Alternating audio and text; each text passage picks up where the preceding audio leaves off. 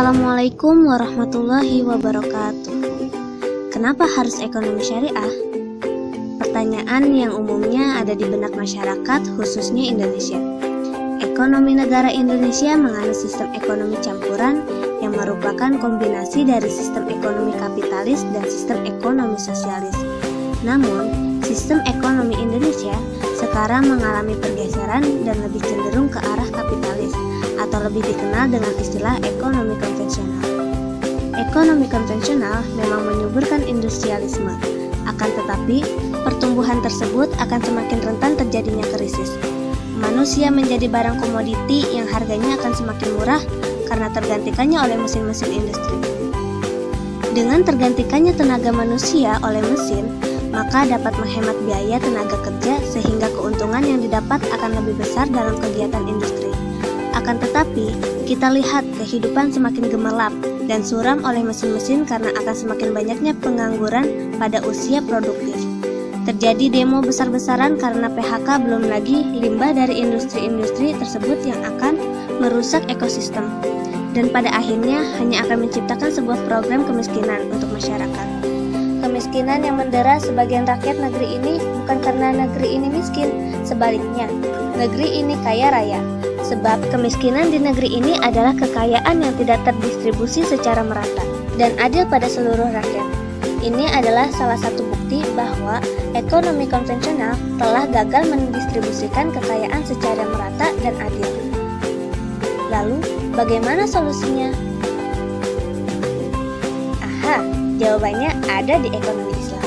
Ekonomi syariah yang memiliki orientasi terhadap kehidupan dunia serta akhirat hadir sebagai alternatif dari sistem ekonomi konvensional yang dianggap kurang kokoh dalam membentengi perekonomian Indonesia. Ekonomi Islam atau ekonomi syariah bukan wacana baru dalam dunia sosial dan ilmiah. Ekonomi Islam merupakan realitas yang terus menghadirkan kesempurnaan dirinya di tengah-tengah beragamnya sistem sosial dan ekonomi konvensional yang berbasis pada paham materialisme. Ekonomi syariah menghadirkan beberapa alternatif yang bisa mensejahterakan masyarakat Indonesia.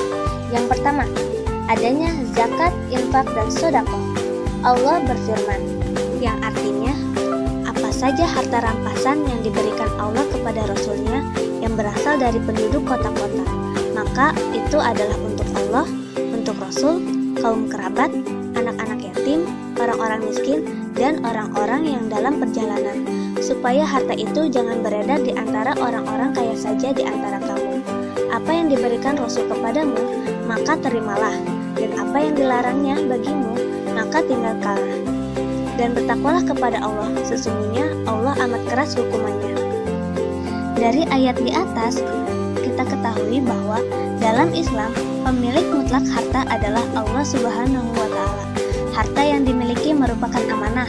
Orang yang dianugerahi kekayaan harus membayar zakat. Zakat bukan berdasarkan pendapatan, tetapi berdasarkan banyaknya harta dan aset yang dimiliki. Zakat adalah memberikan sebagian yang merupakan hak orang miskin. Dengan adanya zakat, maka terdistribusinya kekayaan secara adil dan merata. 2. Tinggalkanlah riba.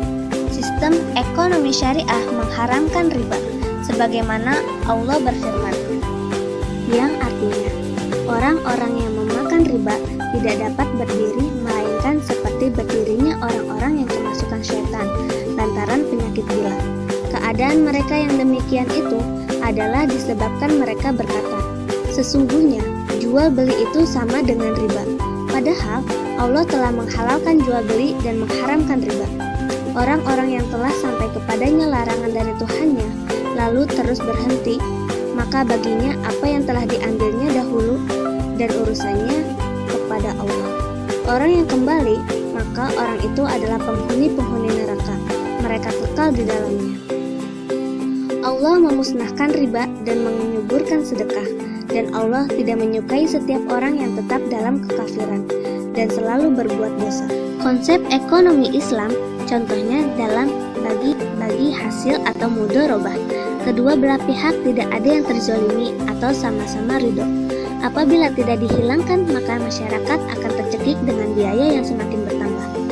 3. Menginvestasikan harta untuk usaha yang halal. Dalam sistem ekonomi syariah, uang yang diinvestasikan harus dalam bentuk usaha, karena dengan investasi tersebut dalam bentuk usaha yang akan menyerap tenaga kerja, maka akan mengurangi tingkat pengangguran. Keempat, menerapkan konsep jujur, adil, dan bertanggung jawab. Konsep ini merupakan syarat yang harus terpenuhi dalam melaksanakan kegiatan ekonomi. Jujur, adil, dan bertanggung jawab merupakan aspek utama dari ekonomi syariah. Dengan menerapkan ekonomi Islam, bukan tidak mungkin Indonesia bahkan dunia dapat kebal dari krisis ekonomi dan dampak yang dihasilkannya. Untuk perkembangan perekonomian di masa mendatang, diharapkan ekonomi Islam tidak hanya dijadikan produk semata, melainkan menjadi the truly Islamic economy which can help to solve economic problem in this country. Amin, amin ya rabbal alamin. Wassalamualaikum warahmatullahi wabarakatuh.